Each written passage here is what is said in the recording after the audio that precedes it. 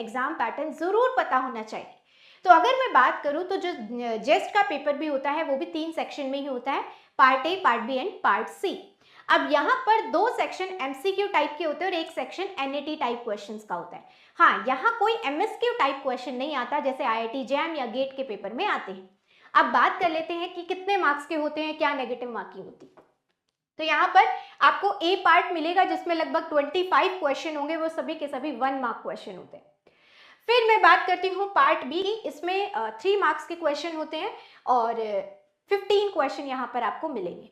फिर पार्ट सी में आपके पास न्यूमेरिकल टाइप के क्वेश्चन होंगे। यहाँ पर आंसर जो भी आपकी वैल्यू आएगी, जनरली यहाँ देखा गया है जेस्ट का जो फॉर्मेट है उसमें इंटीजर टाइप आंसर ही आते हैं, तो यहाँ पर आपकी वैल्यू उसी फॉर्मेट में भी आएगी। ठीक है, तो ध्यान रखना है जो जिस तरीके से पूछा गया है उसी तरीके से आप आंसर करेंगे। ठीक है, और अगर कुछ नहीं लिखा है तो आप सिंपल इंटीजर में उसका आंसर लिखेंगे। ओके, तो यहाँ जो आता है वो 3 मार्क्स के क्वेश्चन होते हैं और 10 क्वेश्चन आते हैं।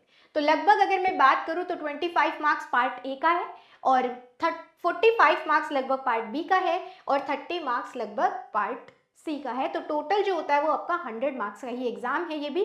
और अगर हम बात करें नेगेटिव मार्किंग की, तो जो पहला पार्ट ए है उसके अंदर -1/3 मार्क्स की नेगेटिव मार्किंग है और पार्ट बी में जो है वो -1 मार्क, यहाँ पर एक्चुअल में 1/3 नेगेटिव मार्किंग है। ठीक है, और न्यूमेरिकल टाइप में यहाँ भी कोई नेगेटिव मार्किंग नहीं है।